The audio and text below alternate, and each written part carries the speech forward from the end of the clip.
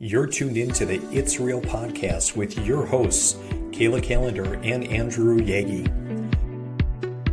Each week, we'll talk about what happens behind the scenes working full-time in real estate and share with you real-life stories, our successes and failures as we work to help consumers and industry professionals reach their real estate and real-life goals. Here we go. It's episode 99 of the It's Real podcast. I'm Kayla Kallander, and I'm a mortgage lender. I'm Andrew Yaggie. I'm a real estate agent. Yes, you are. How's it going, Andy? I'm doing really good. It just came to me, and I think about music all the time. In episode 99, first of all, wow, what a milestone to get there, almost to Right? episode 100. But it made me think of the song 99 Problems. If you're having mortgage problems, I feel bad for you, son. I got 99 problems, but a good lender ain't one, especially if I'm Closing ain't one. with Kayla Kallander. I love that. And hey, we'll have to do something special for our 100th or something, because that's Yes, coming up. it is. Yes. Did you think we would make it this far? I guess I never really gave it any thought. I thought, hey, let's go and let's do it and let's see if it sticks. And Yeah. I guess it stuck. And even though there were times when we maybe haven't been as consistent because life is busy and a lot of client and life and family and other needs, but no, it's a lot of fun. I honestly, this is one of my more favorite pieces of my week, Kayla, just getting to connect and talk with another great professional. And then, I just think of our friendship over the years and, from NDSU on. And so it's kind of fun.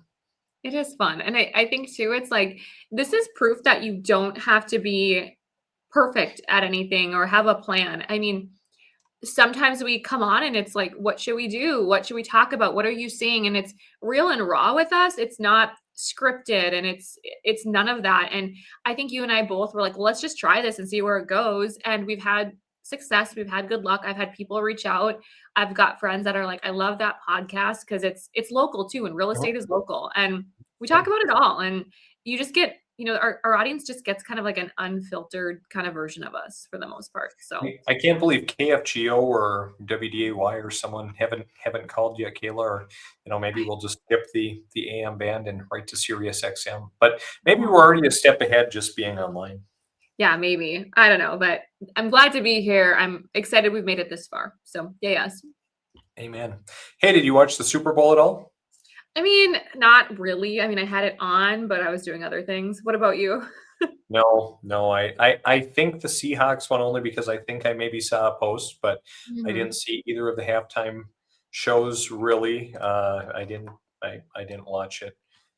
Football's just not really my thing, and we just kind of had a quiet night at home. But I did catch this piece of the halftime show. Did you catch this with Bad Bunny, Kayla? You don't have a pre-approval. Don't ask for a showing. Wow. I mean, Andy, I'm still shocked how people are doing that. I'm still shocked. I see it all the time. I'm like, what is happening? So Bad Bunny's got it right there. Let me tell you. So yep, he's not wrong. Don't be looking at homes. I did watch the halftime show. It was like catchy. It was like I didn't understand any of it. Not that that's a bad thing, but I enjoyed it. And I didn't realize that the grass was people. Did you know that? Like, I don't know if you saw like the grass. I saw like a quick time lapse video of like how quick they brought everything out, which I mean, the production piece is always the most impressive to me. How they can throw something together and like I'm kind of a techie and I've done sound and lighting and everything before. So I just look at that and it's like, wow, I'm blown away by the production piece of it more than anything. Did you watch like the other halftime show with like Kid Rock? I didn't either. I didn't even know where to find it. No, I think you can find it on YouTube. They say it was the most streamed thing live ever, and supposedly causing a lot of chaos and fear within the NFL and everything, just because it's like, wow, like they planned this out in less than 5 months and it was the most live streamed event ever, even though a lot of people are like, oh boy, there was barely anybody there compared to the 165 million that watched the Super Bowl or whatever. There were 5 million, 5.5 million live and probably some other channels. But hey, boy, I think that's very impressive. But no, I haven't taken the time to watch either. Hey, that's okay. I mean, because you're wheeling and dealing, man. You got a lot going on. How's business? What are you seeing in the market this week, last week? What's on your docket? Well, Kayla, I think the little stretch or little bursts of nice weather really has gotten people thinking about, hey, what are my goals this year? And am I making a move? And let's do something. Some of the groups that we're just signing agreements with, we've been talking to since last fall. Wow. Other individuals, like I had a group come to me the other day. It's always interesting in this business, like this home that I'm going to list. It'll be the third time that I've sold this house. I sold it to a gal that moved it Wow. to a year later. She's like, Fergus Falls really isn't for me. I'm going to go back out west. Another individual bought it, used a different agent, but now, even though they didn't work with me on the purchase, they're coming to me and saying, hey, we love your online presence. We love your marketing. We see you everywhere, your video, your signs. We want to work with you. You're the right choice. So that's always really fun. Nice. We're having, some more buyers too that are coming in like, hey, we're ready to do something. So it's kind of Mhm. interesting. A lot of people say that it might be a lot of the same as it was last year. I think it's going to be a better year than last year, Kayla. Mhm. What about you? I feel like it is too. I think I think I've said this before, but there's just a lot of pent up energy of like, okay, I'm done. Like this is the year. I even had a client that said to me, she's like, I've just been sitting for 2 years and I could have owned, and here I am.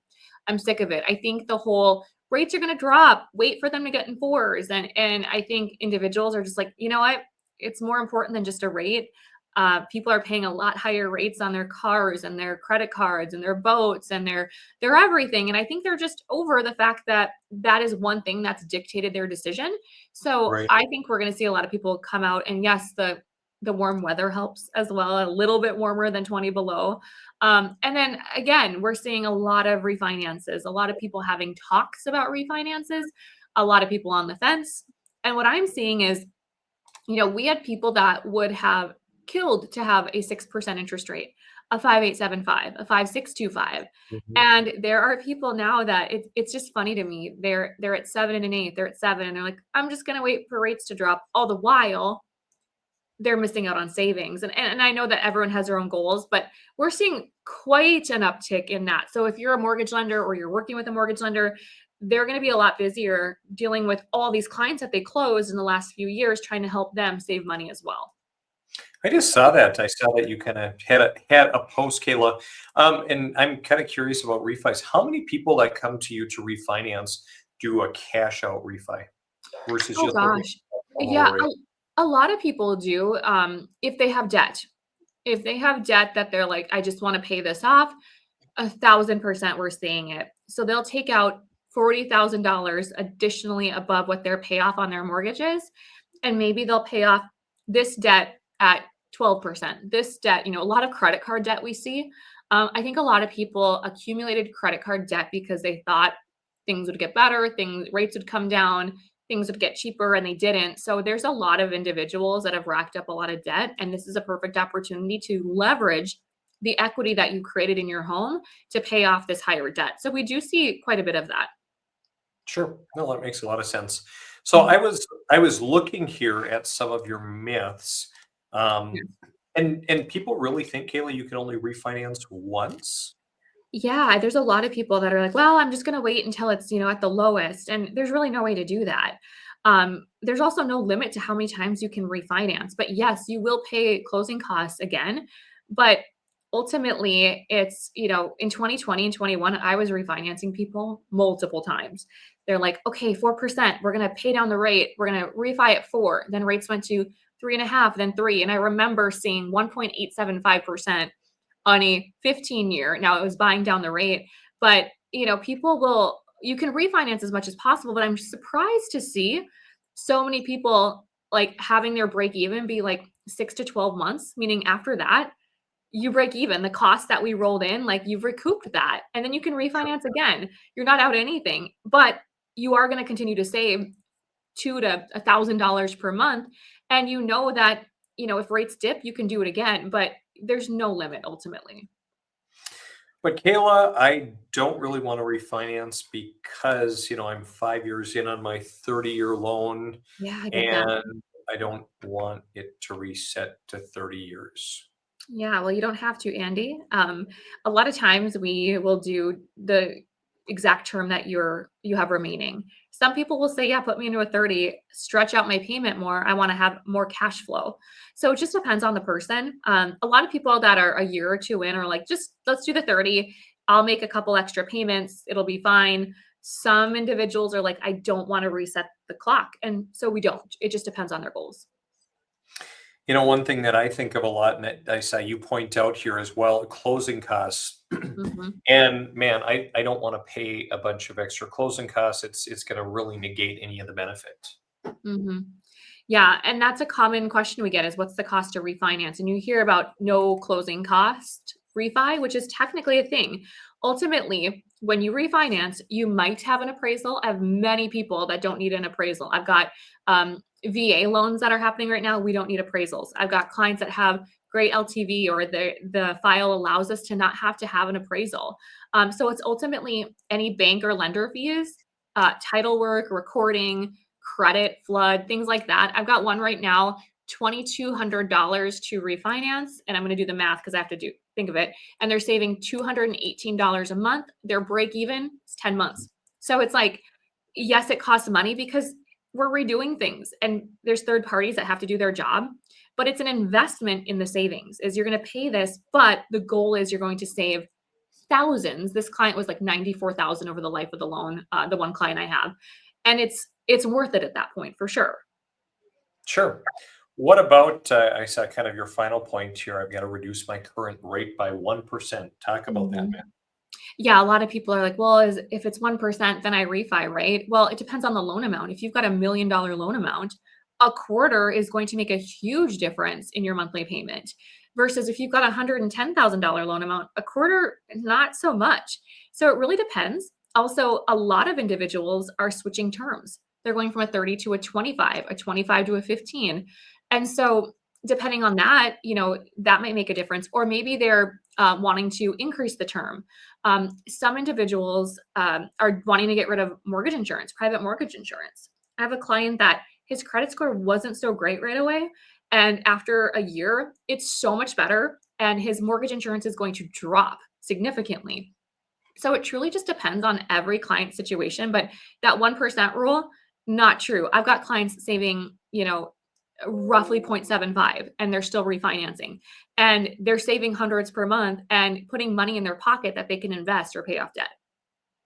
Are there any scenarios as we're talking about refinancing, Kayla? Like, let's say, Mhm. okay, someone's got a rate at 2.5%. Are you seeing anyone refinance and be like, hey, I either want cash or, I've got some debt I want to pay off, or I want to make some home improvements? Boy, it's really, really painful in my mind to even say the refinance word when I've got that low of a rate, Yeah. but I've got a lot of equity in my house.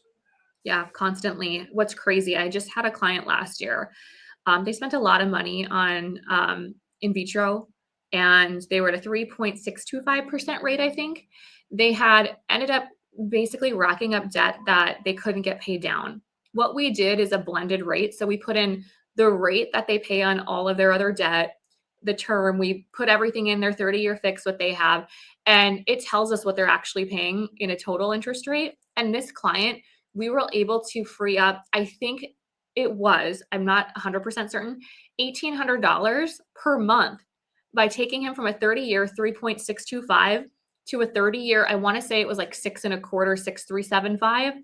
I can't recall for sure. He bought it down a little bit, but to go from 3.625 to the sixes sounds wild, right?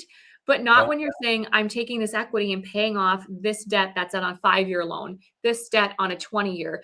And ultimately, that was what they needed to free up cash flow to feel good about, not living paycheck to paycheck. So we see it quite a bit. sure.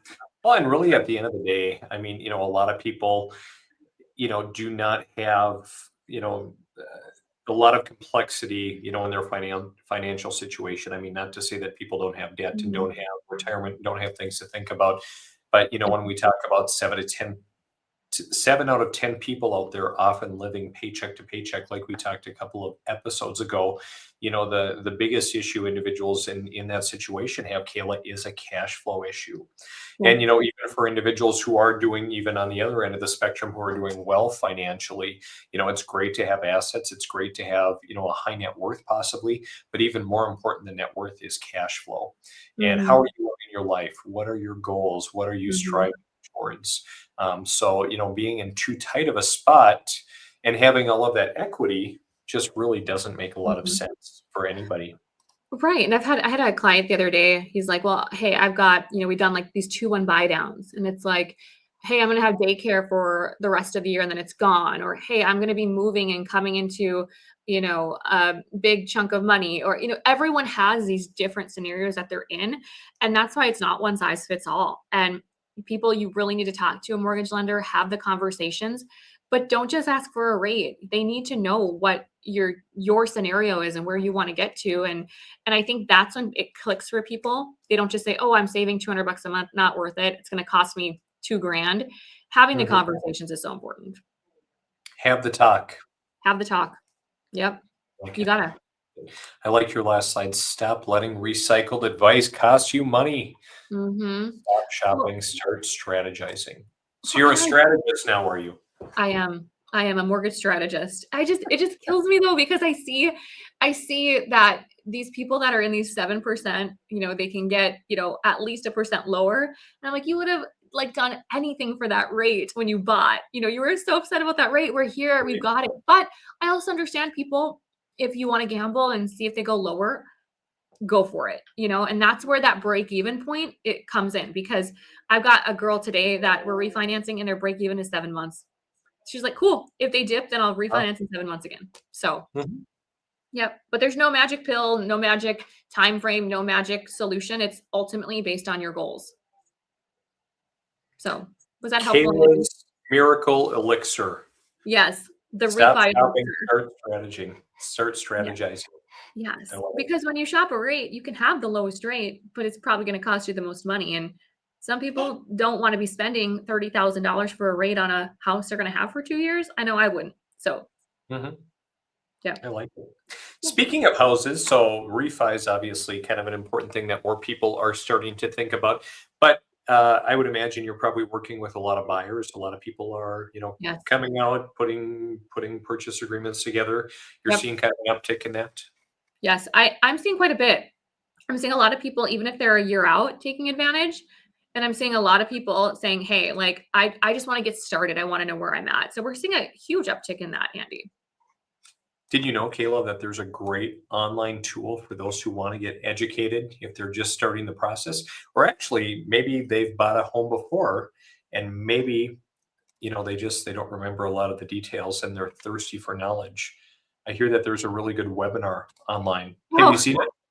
I didn't know what you were getting at. I have seen this. I hear it's extremely helpful. And I hear that the hosts are just a hoot. Right on. Yeah. I think it's another huge milestone. It only took us about 100 episodes as well, but to get a Homebuyer Blueprint webinar put together, you can go, I've got it on my website, behind the scenes, andrewyaggie.com/webinar. You can come and take a look at it. And Kayla and I, Kayla, you did a lot of the legwork on it, but, just kind of talking about, what you can actually afford, biggest mistakes, down payment myths, how the home buying process works in today's market, and how to really position yourself to win. So it was really kind of fun putting this together. So feel free, if you're interested in that, go over to that website, andrewyaggie.com/webinar. You can register. It's on demand, so you can watch it at any time. You can watch it really as many times as you would like. But I think a lot of good information. Yeah, and I think on demand is what people are wanting these days. Don't get me wrong, like having an in-person, pizza and pop and getting to, talk to people face to face. That's great. So many individuals want to watch something while they work out or watch something in the convenience of their home. And so that's why we created this on demand, is clients can watch it anytime. Like you said, rewatch it. And we really tried to pack in just as much as we could to help prepare people of what to expect versus having this reactive energy that a lot of home buyers experience because they didn't have the education. So we hope that people listen to it and enjoy it. And yeah, thanks for being part of it with me, Andy. Yeah, thanks for letting me, Kayla. It was fun to put together. It really It was was. it was like something we talked about for what, like 2 years? Yeah, a little while, but we Yeah. didn't have a date on the calendar, and so therefore we weren't really working towards a goal. And hey, life Yep. happens. Yep. And Really did. I too really love the on-demand feature of everything. Like I mean, I love knowledge and self-improvement, and we'll sign up for a lot of different courses and things. And it's pretty rare that I can actually sit down and Tuesday at 2 o'clock go and sit live. It just, between work demands and kids and family and community and organizations, it just doesn't work well. So I'm always happy to be able to do things on demand as well. Well, and in general, like I'm one of those people that I can't like just fold laundry in silence or mop my floors. I need to be listening to something. So I just like any podcast or anything else audible. It's easy for anyone to just listen right on in on, on their timeline. For sure. So check it out, andrewyaggie.com/webinar. Go take a look at it. I think you'll get some tidbits. I know, honestly, Kaylee, you even gave me a few tidbits or clarified a few things that I wasn't 100% clear on. Oh man, I'm glad I could help. Well, thanks for being part of it, Andy, and we'll see if we get some people to register. So For sure. Already have had a couple of people who have watched it. So we'll as we really haven't done much to roll it out, but as we get it out there, I think it'll be a good tool. yeah, we'll have to report back and share any successes that we have with home buyers. For sure. Kayla, speaking of buying, I was on realtor.com the other day, just kind of reading through some news, and it was talking about unique homes, and they featured an old Minnesota grain elevator turned into an adult playground with a spiral sliding climbing wall. It's listed for sale, and that's just up the road from us, Kayla, in Mhm. Salem. Have you seen this? I Did you see hadn't. it? I'm kind of shocked. I mean, don't get me wrong, I've probably seen this building. I didn't realize what was inside of it. Yeah, so from the outside, it looks like an old wood cribbed elevator where, hey, they left well, this must be a dust collection or screening collection bin or whatever, and kind of looks like a rickety old abandoned elevator. But Mhm. you get Surprise. inside, and wow, it's pretty cool. So this group that's had it, I think they've been Airbnb-ing it. Mhm. But as you can see, I mean, really some cool things. A slide, um, and a variety of different amenities. So kind of Mhm. surprised it hasn't sold yet, but it is kind of a unique property. It's got a climbing wall. You can see that there. It's a unique property and kind of a secluded place. But wow, wouldn't that be a lot Mhm. of fun? Yeah, I think about people with like dogs that want to just like be out, in the middle of nowhere and hang out. And I don't know. Would you ever invest in something like that, or what are your thoughts? I mean, yeah, maybe down the road. I think one thing that I learned from one of my mentors is even, if an opportunity or a deal comes to you, certainly make an offer, certainly look through it and just offer on Mhm. as many things as you can. If you don't like it, obviously you're probably not going to put a very good offer in, and you're maybe not going to get most of them, but you might be surprised at, what might work out or what someone's willing to take, at which point, well, now it's time to figure out the financing piece. Mhm. Well, and it's just unique too because you have to think about who would be your ideal, individual that would rent that out. Like, who do you think it would be? Like, that's so unique. Yeah, I don't know. And the problem is, like, I would say, like, right off the bat, like bachelor parties or bachelorettes, guys' weekend, girls' weekend. But, it's also a little bit of a hike, Yeah. I mean, it's not incredibly far from Fargo, but, it just, if someone's coming to the city for the weekend, I mean, unless, if you're doing a retreat or something and you want Mm, to stay on site in one location, it probably would be kind of cool. But, yeah, that's a good um, point. yeah, I don't know. It's a very interesting property. I think financing it would be very difficult. I will say that. So, I mean, has to be a Maybe unique for you. financing. Maybe for you, but Difficult that's for gonna be a me. more of an in-house type of deal. Yep. Yep. But it's Could it interesting. go Thanks for sharing. conventional pretty easy? Or What's that? would it be a problem secondary market Yeah. conventional? Yeah. I don't think we could find any comparables. So, Sure. yeah. But thanks for sharing. I didn't know that was even out there. So Mhm. that's Right on. interesting. Kayla, one final thing that popped up, we always talk about, home buying, and we talk about expenses, and the Yep. problem that, there are so many issues with affordability these days, which Yeah. are, forcing more people to rent, which again, Mhm. we know from a couple of episodes, again, the average individual who rents has a net income of roughly 10,000? $10,000 versus a homeowner on average nationwide. Um, a million? I don't remember. Four 800? 400,000. Dang, I think I guessed right last time. Yeah, it was 400,000 on average. So we talk about the benefits of Mhm. homeownership, just kind of that forced appreciation, and a variety of reasons, of course. But one big factor why affordability is such an issue is property taxes, Yeah. special assessments. And I came across this as well, Kayla, that was talking about 2026 and it being the beginning of the end for homeowner Mhm. property taxes, and talked about a variety of state lawmakers, um, kind of thinking that that's the case, or that might be the case, or they're working towards it. And what really caught my eye about this is North Dakota, kind of being on the forefront and probably being one of the best positioned states, to eliminate taxes and replace lost revenue. Um, Talking about how Governor Armstrong outlined a plan that would commit 483 million of the state's general fund plus earnings from oil and the oil tax savings account to offset property tax cuts and credits. What do you think about that? How awesome would that be in North Dakota if your property tax bill went away? I mean, we would see such an influx of buyers because we don't just have taxes, there's specials as well in Fargo. And a lot of times we'll run payments for clients and they're shocked. They're like, "Well, I ran the math on principal and interest. Why is it 900 bucks more for escrow?" And it's because of taxes, insurance, and specials. And I think that that would be wild. I think that that would be such a lift because of how expensive it is to live in Fargo because of that. So I don't know what will happen. I mean, it's a great idea, but will it get implemented? Who knows? But it would be a huge shift for buyers. Well, and I think a couple things to be clear on. So I don't think they've talked about specials at all, and it Yeah, certainly wouldn't totally wipe out taxes, at least not initially. But right. talks about it would deliver up to $1,550 in initial annual relief Mhm. per household, but that would still be huge. It would increase every 2 years and gradually rely on oil tax earnings, um, and the like. I, I Well, I I know you could find something to do with that extra money. oh, for sure. I mean, it's 130-ish bucks a month.